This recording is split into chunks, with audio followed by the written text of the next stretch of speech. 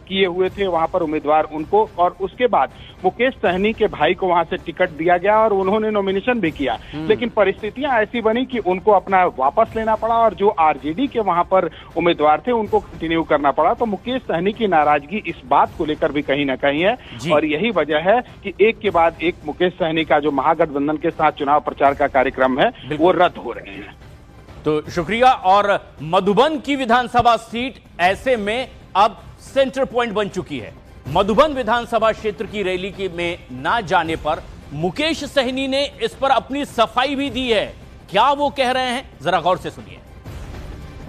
नमस्कार, मैं son of मुल्ला मुकेश सहनी मधुबन विधानसभा के सभी जनता मालिक से अपील करने के लिए आया हूं कि महागठबंधन समर्थित राष्ट्रीय जनता दल के उम्मीदवार बहन संध्या रानी जी आप सभी के उम्मीदवार हैं। उनका चुनाव चिन्ह लालटेन है, 3 नंबर क्रमांक पे है। आप सभी से अपील करते हैं कि बहन संध्या रानी जी को अपना भारी मत देकर विजय बनाइए। कल ही हमें मधुबन में कार्यक्रम था, लेकिन टेक्निकल प्रॉब्लम के कारण, क्योंकि एयरपोर्ट से लेट से उड़ने के कारण, आप लोगों के बीच में नहीं आने के कारण हमें काफी अफसोस है, दुख है। लेकिन मैं आप सभी के बीच में डिप्टी सीएम बनने के बाद जरूर आपके बीच में आएंगे। तो हमारे पार्टी के कार्यकर्ता सभी से आग्रह है कि मजबूती से बहन संध्या रानी जी को आप जिताएं। धन्यवाद। तो सफाई तो दे दी मुकेश सहनी ने कि दरअसल महागठबंधन के उम्मीदवार को मधुबन में मतदान करें जो आरजेडी के उम्मीदवार हैं। लेकिन जो पर्दे के पीछे से खबरें आ रही है वो भी काफी काबिले गौर है, क्योंकि ऐसे में जबकि कुछ रैलियां तय कर दी गई थी उससे मुकेश सहनी दूरी बना रहे हैं।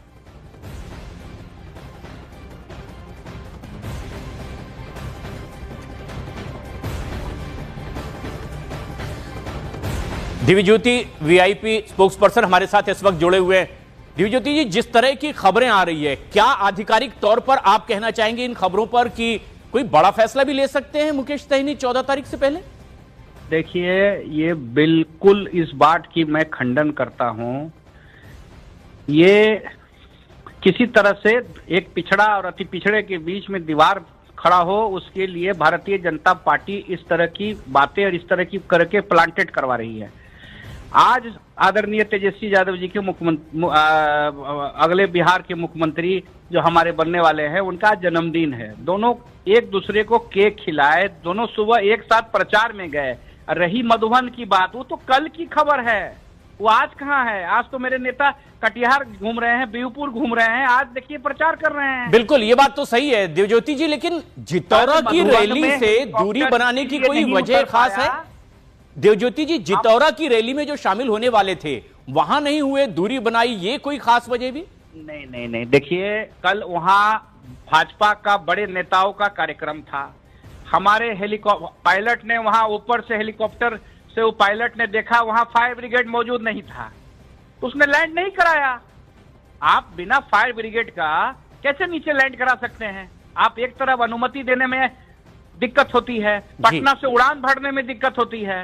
अति पिछड़ा का बेटा को सबसे पहले जो है सबसे लास्ट में उड़ाने का साजिश होती है। 10 बजे से जाके हम लोग एयरपोर्ट में बैठे रहते हैं, 11:30 बजे फ्लाइंग का परमिशन देता है। तो ये सब तो देवज्योति जी, इसका मतलब ये है कि जो सीटों का बंटवारा होना था, आधिकारिक तौर पर ऐलान होना था, जो औपचारिक तौर पर वैसे जनता ने देखा नहीं सुना, क्या भविष्य में इसे लेकर के कोई आरोप प्रत्यारोप अब मुकेश सहनी की ओर से नहीं? यानी कि 11 नवंबर 122 सीटों पर वोटिंग होने जा रही है। राज्य के 20 जिलों में वोटिंग की यह प्रक्रिया कल बड़े स्तर पर नजर आएगी, जिसमें आपको बता दें कैमूर, औरंगाबाद, रोहतास, जहानाबाद, अरवल, नवादा, गया, भागलपुर, बांका, जमुई, पूर्णिया, कटिहार शामिल है। इसके अलावा और भी अहम सीटें हैं जो दूसरे चरण का हिस्सा हैं, जिनमें अररिया, किशनगंज, सुपौल, मधुबनी, शिवहर, सीतामढ़ी भी, और साथ ही पूर्वी और पश्चिमी चंपारण में भी वोटिंग होगी। यानी कि पहले चरण में जहां 121 सीटों के लिए वोटिंग हुई, जहां पर 14 मंत्रियों की किस्मत कैद हो गई,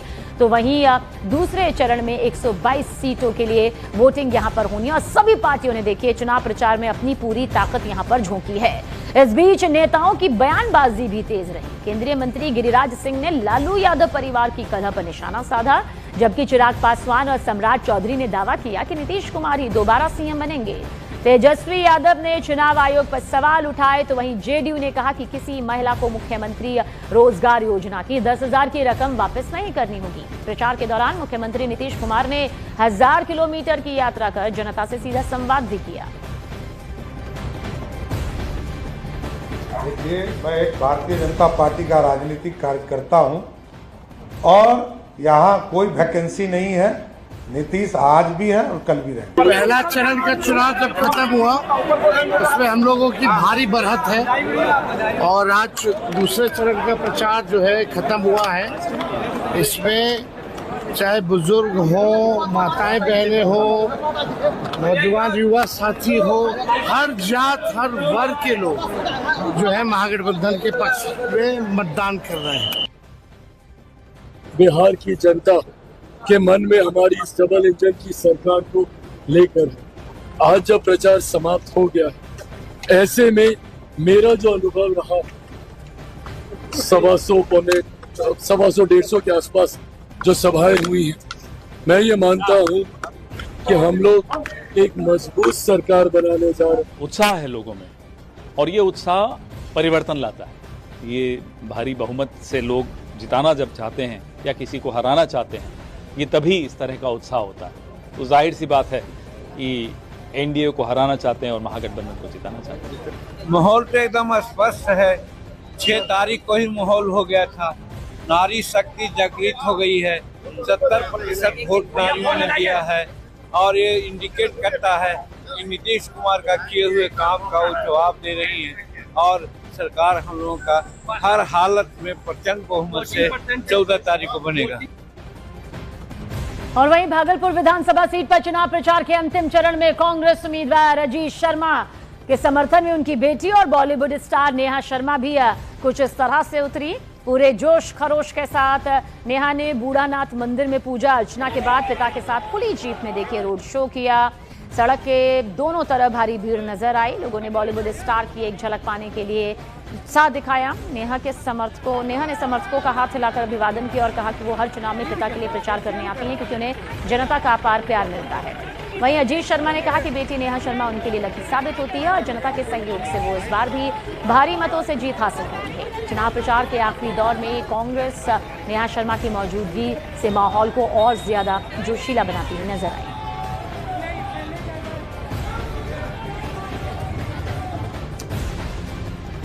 डैड को सपोर्ट करना है और इस बार तो एनडीए की सरकार ही आएगी। बस लोगों का प्यार चाहिए। अभी रैली में जाएंगे, देखते सब कैसा चलता है। Thank you for all the good wishes. लोगों से क्या कहेंगे भागलपुर की जनता से? पापा का काम ही बोल रहा है, मुझे कहने की कोई जरूरत नहीं है। बस गुडविल के लिए ये रैली करेंगे ताकि सब लोग जो इनसे इतना प्यार करते हैं आएंगे एंड अवेयर रहेंगे कि 11th को वोटिंग है तो जाके बाहर वोटिंग। और वो लकी इतना मेरे लिए है कि जनता उससे इतना प्यार करती है कि बिल्कुल हम जीतते हैं हर बार। इस बार भी जनता का डिमांड था कि बॉलीवुड अभिनेत्री नेहा शर्मा को बुलाइए, जो हमारी बेटी है। वो फिर आई है। हमको लगता है कि कहीं कोई लड़ाई नहीं है, कोई लड़ाई नहीं है भारतीय जनता पार्टी या किसी से। जनता सब 3 बार जो विधायक चुनी, हमारा काम को देखिए, ईमानदारी से काम को देखा है। इस बार भी हमको लगता है भारी बहुमत से मुझे चुनाव जिताने का काम करेगा। और बिहार के सासाराम में केंद्रीय गृह मंत्री अमित शाह ने महागठबंधन पर तीखा हमला बोला। अमित शाह ने कहा कि महागठबंधन घुसपैठियों के लिए कॉरिडोर बना रहा है। हमें घुसपैठियों का नहीं, युवाओं का वोट चाहिए। अमित शाह ने कहा कि विपक्ष घुसपैठियों को वोट बैंक बना रहा है जो बिहार और देश के युवाओं का हक छीन रहे हैं। अमित शाह ने राहुल गांधी और तेजस्वी यादव पर निशाना साधते हुए कहा कि उनकी यात्राएं घुसपैठियों को बचाने के लिए निकाली जा रही हैं।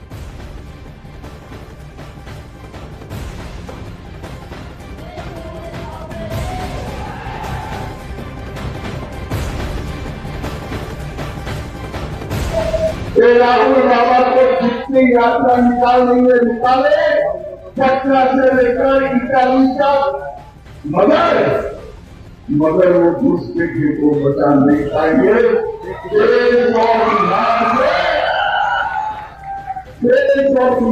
दिल्ली में लाल किले के बिल्कुल नजदीक मेट्रो स्टेशन के पास हुआ जबरदस्त कार में धमाका।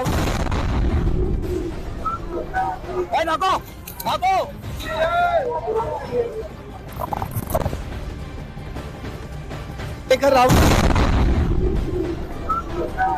भागो भागो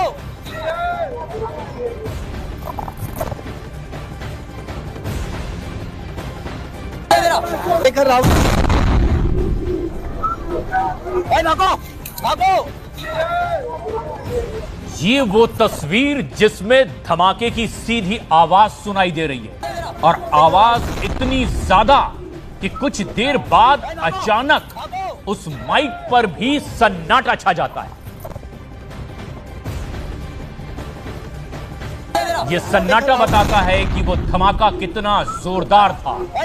अफरा तफरी और तभी चीख पुकार मचती है कि भागो।